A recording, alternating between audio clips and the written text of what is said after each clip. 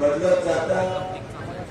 राज्यामध्ये आज या ठिकाणी जे वातावरण आहे ते वातावरण तुम्हा आम्हाला किंवा तालुक्याचे मंडळीच्या लक्षामध्ये आलं नाही. त्याचा यथावकाश आपण विश्लेषण करू. तुम्ही गावागावामध्ये गेल्यानंतर त्याचं विश्लेषण करू. परंतु त्याचं दुःख नाही. आपला जो आनंद आहे तो निखळपणानं आपण सगळ्यांनी घ्यायचा आहे. हा विजय या तालुक्यातल्या सगळ्या जनतेला, प्रमुख कार्यकर्त्यांना मी अर्पण करतो. आणि गेल्या अनेक दिवसापासून आपल्या जिल्ह्यामध्ये जवळजवळ करमाळा, माढा, सांगोला, माळशिरस आणि मोहोळ अशी 5 उमेदवार आपल्या महाविकास आघाडीचे विजयी झालेले आहेत. या तालुक्यामध्ये अनेक प्रश्न आहेत. आपल्याला या तालुक्याला सतावणारा कायमस्वरूपी जो पाण्याचा प्रश्न आहे, कारण पाण्याची उपलब्धता आणि आपल्याला लागणारं पाणी किंवा आपण एक ना एक गुंठा जमीन ही सिंचनाखाली आणलेली आहे. त्यामुळं आम्ही 4-5 लोक निश्चितपणानं त्या विधानसभा सभेमध्ये तुमच्या प्रश्नासाठी ते विधानसभा दणदून सोडू एवढं तुम्हाला या ठिकाणी मी आश्वासन देतो. या राज्यामध्ये वाटलं होतं आपल्याला सत्तांतर होईल, आपलंही त्या ठिकाणी ताकदीनं आपल्याला कामं करता येतील. परंतु माझ्या जन्म संघर्षामध्ये आणि चळवळीमध्ये गेलेला आहे. त्यामुळं तुम्ही काही चिंता करायची कारण नाही. जरी एकटा असलो तरी त्या 150ला भारी आहे. तुम्ही बिलकुल चिंता करू नका. थोडस मला या ठिकाणी पार्श्वभूमी सांगायचे. माझा म्हणजे राजकीय प्रवास हा चळवळीमधून झाला. ज्या ज्या वेळेला मैत्रिणी कुटुंबाशी किंवा राजकारणामध्ये संघर्ष झाला, काही वेळेला पराकोटीचा झाला, काही वेळेला अनेक निवडणुकांमध्ये झाला. परंतु कधी असं बऱ्याच वेळेला व्हायचं की एका नात्याला छोटा असेल, एखाद्या पोलिसाने एखाद्या 7-8 वर्षाचा बाबर म्हणून मुलगा होता आणि तो किन्नर म्हणून गाडीवरती शिकवतो करणाऱ्या गाडीवरती होता.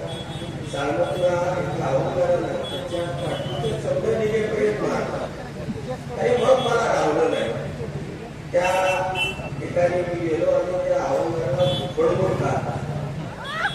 मग असं अनेक टप्प्यावरती असा संघर्षातून मी त्या ठिकाणी गेलो, राजकारणामध्ये फार काय मला समाजसेवेचा मार्ग होता बसाय किंवा असं नाही. पण संघर्षाविरुद्ध, अन्यायाविरुद्ध लढणं आणि काही परिस्थितीमध्ये म्हणजे कुणाची आहे, काळाची दादा असतील, परवा देवेंद्र फडणवीस असतील, सगळ्याच्या लढण्यामध्ये त्या ठिकाणी परंतु भविष्यामध्ये आपल्या सर्वांना या ठिकाणी सांगू इच्छितो की निवडणूक किंवा राजकारण हा माझा प्रांत नाही. तरी एक इच्छा होती की त्या वेळेला 2009ला मी उभा राहत असताना असं वाटायचं की आपण एकदा आमदार झालं पाहिजे. या संघर्षामध्ये आपण उतरलं पाहिजे. आणि म्हणून निवडणुका हे माध्यम होतं. त्या माध्यमातून मी निवडणुका लढवत आलो. अनेक ठिकाणी पराभव झाला, परंतु त्या पराभवामध्ये कधी बचलो नाही. सातत्यानं हा संघर्ष करत राहिलो. परंतु एक वेळ विजयाची संधी कधी ना कधीतरी आपल्याला मिळेल. आणि निश्चितपणे तुम्हाला या ठिकाणी सांगावं वाटतं की भविष्यामध्ये मी निवडणुकीमध्ये उभा राहील न राहील, माझी इच्छा होती म्हणून मी त्या ठिकाणी ही निवडणूक लढलो 5 वर्ष तुमच्यासाठी ताकदीनं काम करू. अजूनही काही करू. आपल्याला समाजसेवेची आवड आहे. आपणही पुढे या. काय दुरुस्त झाले असतील, काही ठिकाणी अडचणी झाल्या असतील, आपण त्या दुरुस्त करू. आपला पुढे जाऊ. पण या तालुक्यासाठी येणारी 5 वर्ष आपण सातत्यानं तुमच्या सर्वांच्या कल्याणासाठी जे जे करता येईल ते ताकदीनं करू. ज्या ठिकाणी आपल्यावरती अन्याय होतो त्या ठिकाणी संघर्ष करू.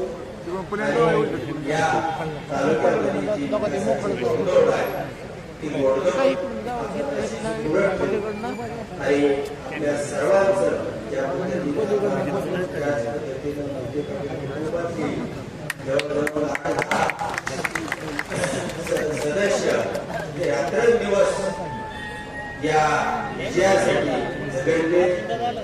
आता मतदानामध्ये कमी जास्त झाला असेल तर त्याच्यामध्ये दोष कुणाचाच नाही. दोष हा लाडक्या बहिणीचा झाला. त्याला इलाज आहे. आपण घरी गेल्यानंतर आपल्या सगळ्यांना तपासणी करावी लागणार आहे. हे आपलं तुम्हीच ऐकलं नाही. प्रत्येक निवडणुकीमध्ये वातावरण तयार होत असतं. ते करण्यामध्ये त्यांना यश मिळालं. परंतु मित्रांनो हरकत नाही. आपण भविष्यामध्ये सुद्धा चांगल्या पद्धतीचं काम करू. जे जे चांगलं करता येईल ते निश्चितपणानं या ठिकाणी करू. या सगळे या ठिकाणी प्रमुख कार्यकर्ते सर्वांचं पुन्हा एकदा मनापासून आभार मानतो. या ठिकाणी थांबतो. धन्यवाद.